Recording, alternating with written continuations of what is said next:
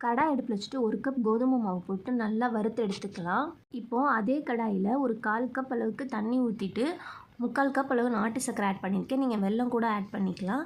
இதை நல்லா கரைச்சி ஒரு கொதி வந்ததுக்கப்புறம் நம்ம வறுத்து வச்சுருக்க கோதுமை மாவையும் அதோட போட்டு நல்லா மிக்ஸ் பண்ணிக்கிட்டே இருக்கணும். கையெடுக்காமல் அடுப்பை லோ ஃப்ளேமில் வச்சுட்டு இதை நல்லா மிக்ஸ் பண்ணிகிட்டே இருக்கலாம். இப்போ இது கூட 1 ஸ்பூன் அளவுக்கு ஏலக்காய் பொடியும் தூவிட்டு 1/2 கப் அளவுக்கு நெய் ஆட் பண்ணிக்கலாம். இப்போ இதை நல்லா மிக்ஸ் பண்ணிகிட்டே இருக்கலாம். கெட்டியாகிற வரைக்கும் தேவைப்பட்டால் நெய் ஆட் பண்ணிக்கலாம்.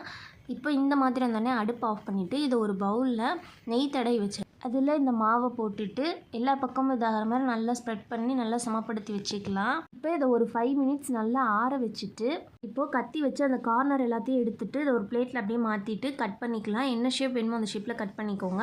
அவ்வளோதாங்க, ரொம்ப சிம்பிளான கோதுமை மாவு வச்சு இந்த ஸ்வீட் ரெடி. சாப்பிட ரொம்ப டேஸ்ட்டாக இருக்கும், ரொம்ப சாஃப்டாகவும் இருக்கும். கோதுமை மாவும் நாட்டு சர்க்கரை வச்சு பண்ணிக்கிறதுனால ரொம்ப ஹெல்த்தியாக இருக்கும். குழந்தைங்களுக்கு கொடுக்கலாம். நீங்களும் ட்ரை பண்ணி பாருங்கள்.